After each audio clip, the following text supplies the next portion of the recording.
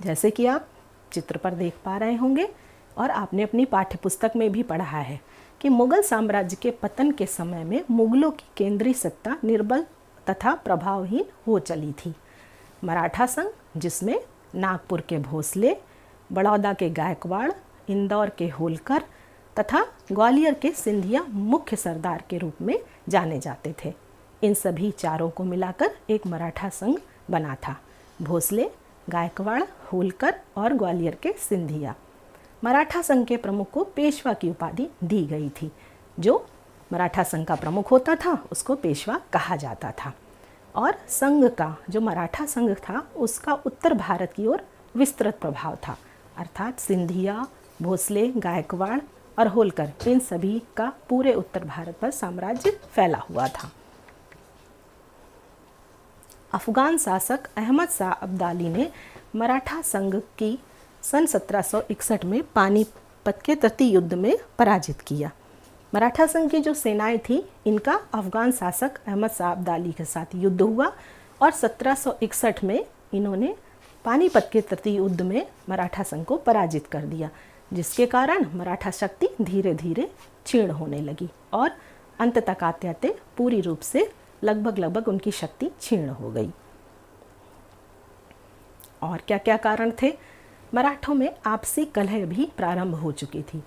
मराठों के प्रमुख नेताओं का ध्यान अब पूना, जिसे हम पुणे भी कहते हैं, उस पर केंद्रित होने लगा था और पेशवा पद पाने के लिए उनमें आपसी होड़ होने लगी।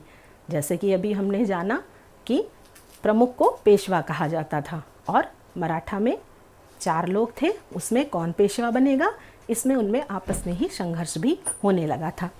ऐसी परिस्थितियां उत्पन्न हुई थी कि अंग्रेजों को मराठा सरदारों के आपसी कलह का लाभ उठाने का अवसर भी प्राप्त हुआ।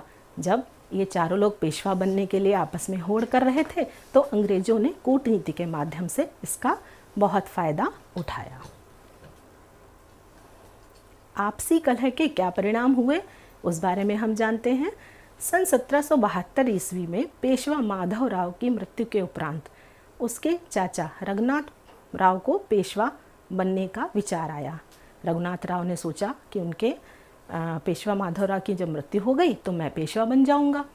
इस पद की लालसा में उन्होंने अपने भाई के बेटे नारायण राव का वध करवाने को सोचा। इस कार्य से सभी मराठाओं में नाराजगी हो गई। जब नारायण राव का वध हो गया तो सभी मराठा रघुनाथ राव से नाराज हो गए। नारायण राव के नवजात पुत्र को पेशवा की गद्दी देने की सभी मराठा संघ के शासकों ने सोचा, क्योंकि वो सभी रघुनाथ राव से नाराज थे और उन्होंने नारायण राव के नवजात पुत्र को पेशवा की गद्दी सौंपी। अब चूंकि वो नवजात पुत्र था, इसलिए उसकी सुरक्षा हेतु और शासन संचालन के लिए नाना फडणवीस की देखरेख में एक संरक्षण परिषद का गठन किया गया। चूँकि उतना नवजात बालक कैसे पेशवा बन सकता है, जब तक वो बालिग नहीं हो गया तब तक नाना फडणवीस की उसकी देखरेख में ही संरक्षण परिषद का गठन किया गया और संपूर्ण जितनी भी शक्तियाँ थी वो नाना फडणवीस के हाथों में आ गई और उन्होंने नारायण राव के नवजात पुत्र को पूरा संरक्षण प्रदान किया।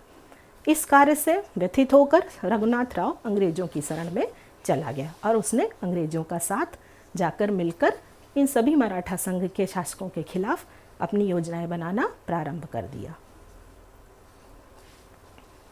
उसके क्या परिणाम हुए आइए जानते हैं। रघुनाथ राव द्वारा अंग्रेजों से जब सहायता मांगी गई तो उसके उपलक्ष्य में अंग्रेजों ने रघुनाथ राव के साथ मिलकर युद्ध की घोषणा कर दी। मराठों और अंग्रेजों के बीच 1775 ईस्वी से 1782 यानी 7 वर्षों तक युद्ध चला और इसी को हम प्रथम मराठा युद्ध के नाम से जानते हैं। इसमें नाना फडणवीस के कुशल नेतृत्व व मराठों की सैन्य शक्ति के आगे अंग्रेजों को असफलता हाथ लगी, अर्थात इन सभी ने मिलकर अंग्रेजों को हराया। युद्ध निरंतर चलता रहा।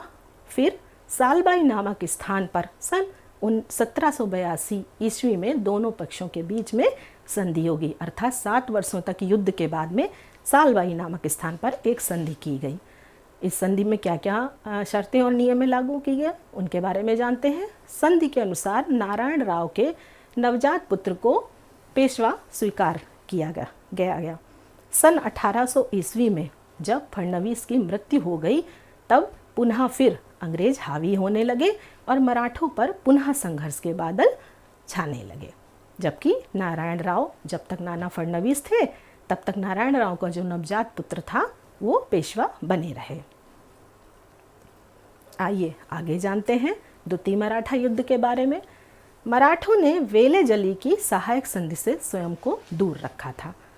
वेलेजली ने एक सहायक संधि की थी, लेकिन मराठा संघ के शासकों ने इससे स्वयं को अलग रखा।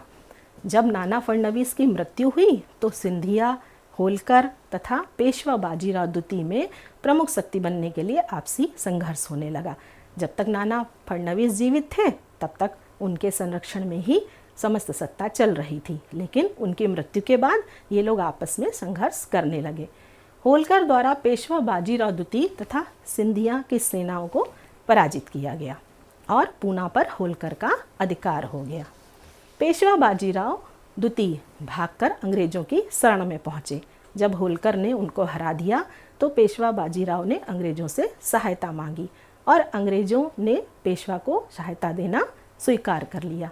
इस प्रकार द्वितीय मराठा युद्ध का परिणाम यह हुआ कि होलकर का अधिकार पूना पर हो गया और अंग्रेजों ने पेशवा की सहायता करना स्वीकार कर लिया।